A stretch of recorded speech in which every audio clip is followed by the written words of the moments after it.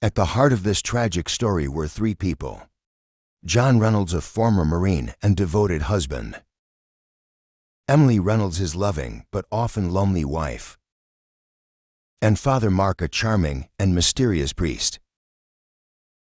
Their once normal lives became tangled in lies and tragedy, haunting the peaceful town of Meadowbrook forever. John and Emily Reynolds looked like the perfect couple. Married for over 10 years, they had built a life full of stability and respect.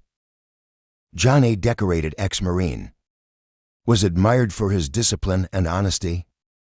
Emily, a stay-at-home mom, was loved for her kindness and active role in community activities. Their seemingly happy marriage was a cornerstone of their social circle. Yet beneath this idyllic surface, Emily was often lonely. John's new job kept him away from home for long hours. As a security consultant for a high-profile firm, John traveled frequently, leaving Emily alone to manage the household and their two children.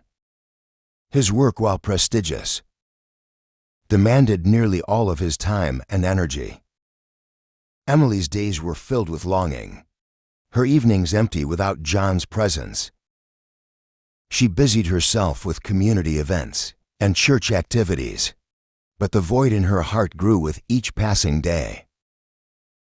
Father Mark, the new priest at St. Mary's Church, was a magnetic figure.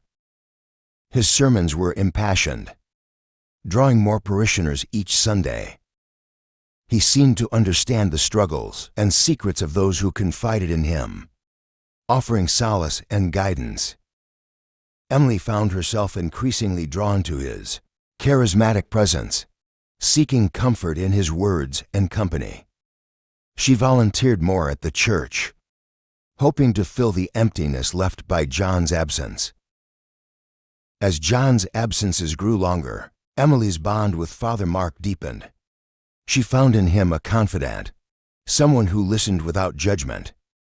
Their conversations grew more personal, more intense. Father Mark, behind his benevolent facade, harbored his own secrets and ambitions. He saw Emily's vulnerability and seized the opportunity to draw her closer. The scandal began with whispers, as all scandals do. Meadowbrook was a small town, and secrets were hard to keep. John, oblivious to the growing closeness between his wife and the priest, focused on his demanding job. He was proud of his work, providing security strategies for influential clients, ensuring their safety in a world full of unseen threats. Yet he remained unaware of the greatest threat brewing in his own home. Father Mark arrived in Meadowbrook as the new parish priest, quickly becoming a beloved figure. His sermons were passionate, his counsel wise, and his presence comforting. He had a unique ability to connect with his parishioners, offering guidance and solace in times of need. Emily, deeply spiritual and actively involved in the church, found herself drawn to Father Mark's charisma and warmth. The affair between Emily and Father Mark began innocuously, Emily struggling with feelings of loneliness. Due to John's frequent absences for work and community service, sought solace in the church. Father Mark, always approachable, became her confidant. Their conversations, initially centered around faith and personal struggles, gradually grew more personal. Emily felt a connection with the priest that she had never felt with anyone else, a sense of being truly understood and valued. Father Mark was completely captivated by Emily's honesty and vulnerability. He found himself drawn to her not just as a parishioner, but as a woman.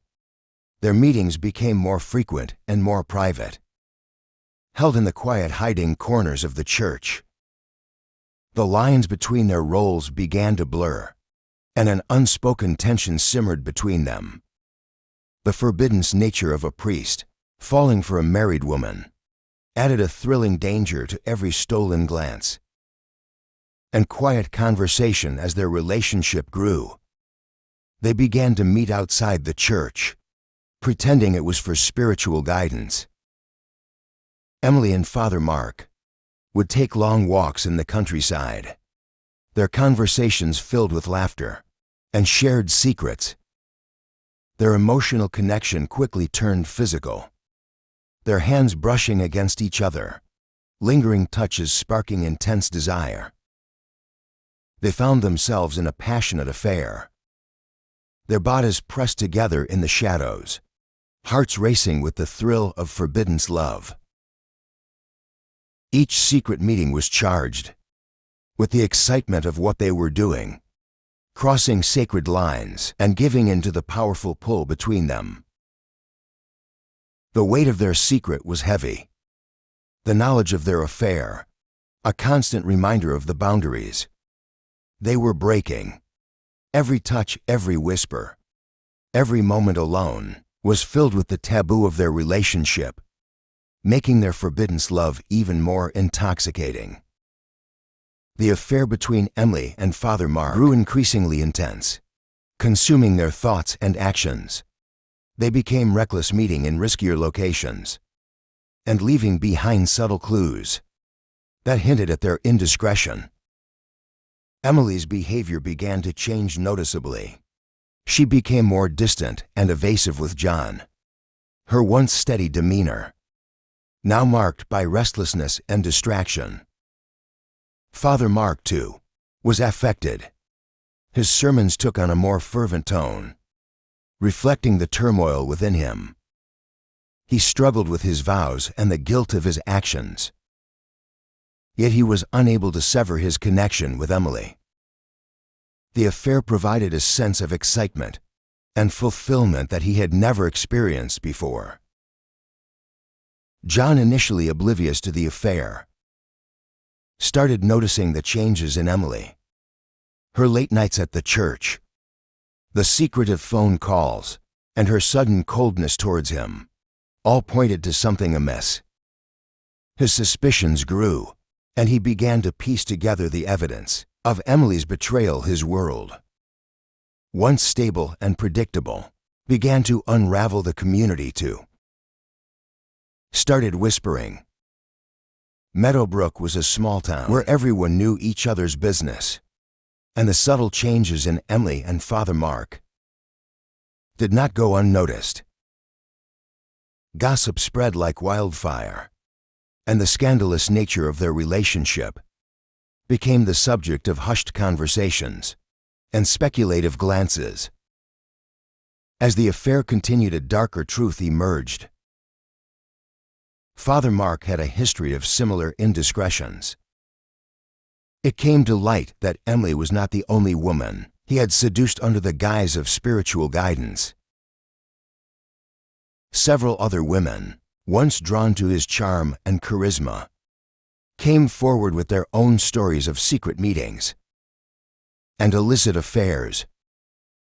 The revelation of Father Mark's multiple affairs cast a sinister light on his relationship with Emily. The priest, once seen as a pillar of the community, was now viewed with suspicion and contempt. The growing danger and desperation in Father Mark's actions became apparent as he sought to maintain his secrets at any cost. Father Mark was desperate to keep his secrets, so he did something terrible.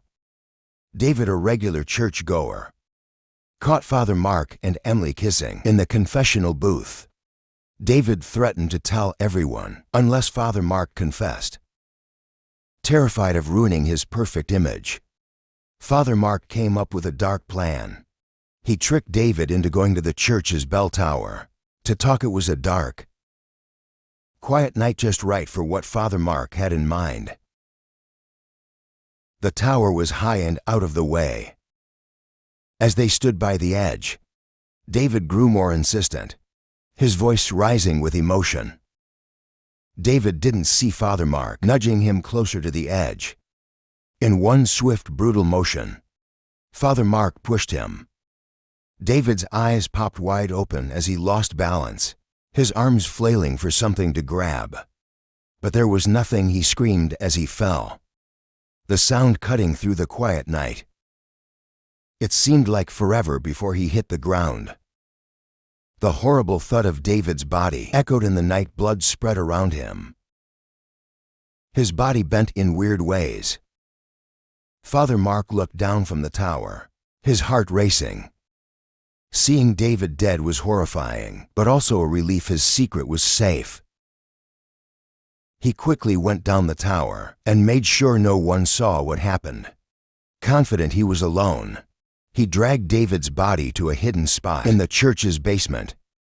He hid the body under old church stuff nobody used. His hands shook, but he tried to act normal, pretending nothing happened. Father Mark kept doing masses, calm and collected. People noticed David was missing, but without a body it stayed a mystery. Father Mark comforted his people, acting concerned while he hid his guilt. Time passed and people stopped asking about David. Father Mark kept up his act, giving hope and advice to everyone. But inside he was always nervous, scared of every unexpected sound or shadow. He knew the big risk he took, but he felt he had no choice. Emily, unaware of the deadly lengths Father Mark had gone to, continued their affair. She noticed a change in him, a darkness that seemed to hang over him, but he dismissed her concerns with a smile.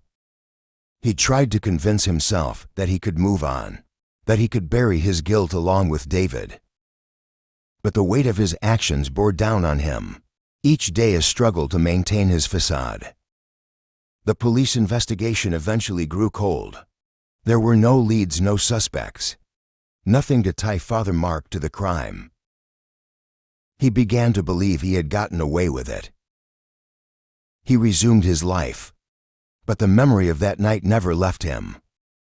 It haunted his dreams and tainted his every waking moment. He thought he had silenced David, but the torment of his conscience was relentless. It was then that the moment John had dreaded finally unfolded before his eyes. His life had been built on a foundation of love, trust, and shared dreams with his wife Emily. However, recent times had seen a shadow casting over their relationship as Emily became distant, often lost in her thoughts, and frequently away from home. Overcome with suspicion, John resolved to uncover the truth by following Emily one overcast afternoon. His pursuit led him to St. Mary's Church, where he saw her entering the sanctuary. Quietly, he slipped inside and hid behind the altar, his heart pounding with anticipation. From his concealed vantage point, John observed Emily and Father Mark. She seemed different, lively, her face radiating a happiness that John hadn't seen in many months. Father Mark, known for his charismatic and caring nature, stood closer to her than seemed appropriate, touching her arm in a way that ignited a fiery anger in John. The sight confirmed his gravest fears. An affair between his wife and the priest they both trusted. Engulfed by a mix of fury and heartbreak, John couldn't hold back. He burst from his hiding spot behind the altar, startling both Emily and Father Mark. Emily's face turned pale while Father Mark, usually so composed, appeared briefly unsettled. The confrontation that followed was fierce and charged with emotion. John's voice, heavy with betrayal, echoed through the church as he accused them, each word heavy with the pain of betrayal. "How could you do this to me?" he yelled, voice breaking with every word. "To us, to our family." Emily, completely taken aback and struggling for words, stammered, tears beginning to form in her eyes. "John, it's not what you think." She tried to explain, but guilt weighed her words down. Father Mark intervened, trying to calm the escalating situation, with his hands raised in a gesture of peace. "John, please listen. This wasn't supposed to happen. It's more complicated than you think," he pleaded, his voice desperate for John to understand and forgive. But John was consumed by rage, fueled by the betrayal from the two people he had held dearest. "Complicated. You've betrayed me, betrayed everything we stand for." John shouted, his voice seething with anger, his fists clenched, his body shaking with uncontrollable fury. The air was thick with tension, and the situation spiraled into chaos. John, consumed by uncontrollable rage, lunged at Father Mark. The priest, usually peaceful, was forced into a desperate act of self-defense to protect both himself and the dark secret they shared. His frantic eyes scanned the area and found a large, heavy crucifix near the altar. In a moment of sheer instinct, Father Mark grabbed the crucifix. The first swing struck John with a sickening thud, splitting his forehead open and sending blood spraying. John, driven by fury, charged again, but Father Mark, gripped by terror, swung the crucifix with all his might. Each blow was more brutal than the last, bones cracking and flesh tearing. Blood splattered the altar as Father Mark struck again and again, the sound of the blows echoing in the church. The final crushing hit shattered John's skull, leaving him lifeless in a pool of blood, the sacred crucifix dripping with blood. Father Mark's hands shook, covered in John's blood and bits of flesh. The floor was slick with crimson, John's body a broken, bloody mess. His face was almost unrecognizable, caved in from the force of the blows. The priest stood over the lifeless body, panting, surrounded by the gruesome aftermath of his desperate fight for survival. The aftermath was harrowing.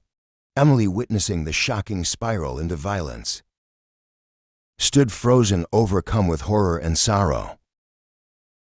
Her life, once brimming with love and future hopes, lay in ruins. She collapsed beside John's body, her cries filling the haunting silence that followed the tragic encounter. Father Mark, staring down at his blood-stained hands and the body of his former friend, felt the full weight of his actions. Panic overwhelmed him and he fled, leaving behind a scene of chaos and tragedy. His escape was not just from the physical location, but from the crushing guilt and the looming consequences of his actions. The quiet night was shattered by the flashing red and blue lights of police cars racing through the town's narrow streets. Emily Reynolds, distraught and in shock, had called 911, her voice trembling as she reported the horrific scene. Father Mark, covered in John's blood, fled the scene of his crime, his heart pounding with fear and guilt. The small town, once his sanctuary, now felt like a maze of danger and betrayal.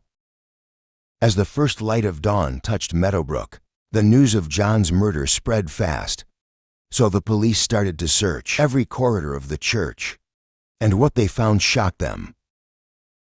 In a dark corner of the church, police found David's body, horribly twisted from a bad fall. Now they knew there were two fatal victims, whose destinies were sealed at the hands of the same man. This gruesome discovery left no doubt. Father Mark, once a respected figure, was now seen as a monster. The police scoured every part of the church for clues, each hidden spot revealing more about the dark secrets it held. And so the manhunt began. All units, we have a suspect on the run. Father Mark is considered armed and dangerous. Approach with caution, came the urgent message over the police radio. Father Mark moved through the back alleys and hidden paths of the town, his mind racing for a plan he knew the police would be closing in soon. His only chance was to reach the dense woods, at the edge of town, where he could lose himself and hopefully evade capture. Detective Miller, a seasoned officer, with a reputation for her relentless pursuit of justice, coordinated the manhunt. She knew every corner of Meadowbrook and used her knowledge to predict Father Mark's movements. Roadblocks were set up at all major exits, and officers combed the streets and surrounding areas. Father Mark's heart pounded as he reached the outskirts of the town. The dense forest loomed ahead, offering a glimmer of hope. He glanced back, seeing the distant flicker of police lights and hearing the faint wail of sirens. With a final burst of energy, he plunged into the woods, his mind a whirlwind of fear and desperation. The forest was thick and confusing, the underbrush tugging at his clothes and slowing his progress. He stumbled over roots and rocks, his breath coming in ragged gasps. Every snap of a twig or rustle of leaves made him jump. Fearing the approach of the police, the reality of his actions began to weigh heavily on him. His thoughts, a chaotic mix of guilt and self-preservation. Detective Miller was not far behind. She led a team of officers into the forest, their flashlights cutting through the early morning fog. The scent of pine and damp earth filled the air, mingling with the tension of the chase. The forest, usually a place of peace, now felt like a trap closing in on Father Mark. "Spread out, he can't have gone far," Miller ordered, her voice steady and determined. She knew they were close. The broken branches and disturbed foliage provided a clear trail the dogs, trained for tracking, barked and pulled at their leashes, eager to catch their quarry. Father Mark's strength waned as he pushed deeper into the forest. His mind raced with thoughts of escape, regret, and the terrible crime he had committed. He couldn't help but think of Emily, the woman who had unknowingly set these tragic events in motion. The weight of his sins felt unbearable, and he began to consider a final, desperate act to escape justice. Suddenly, the barking of police dogs pierced the air. Panic surged through Father Mark as he realized his time was running out. He broke into a desperate sprint, but exhaustion and fear clouded his judgment. He stumbled into a clearing where he was met with the blinding beams of police flashlights. "Freeze, put your hands where we can see them." Detective Miller's voice rang out, firm and authoritative. Father Mark, panting and defeated, raised his blood-stained hands. He fell to his knees, the weight of his actions crushing him. The officers quickly surrounded him, securing him in handcuffs. As they led him away, he felt the cold metal bite into his wrists, a physical manifestation of his guilt. In a moment of sheer despair, Father Mark made a desperate attempt to take his own life.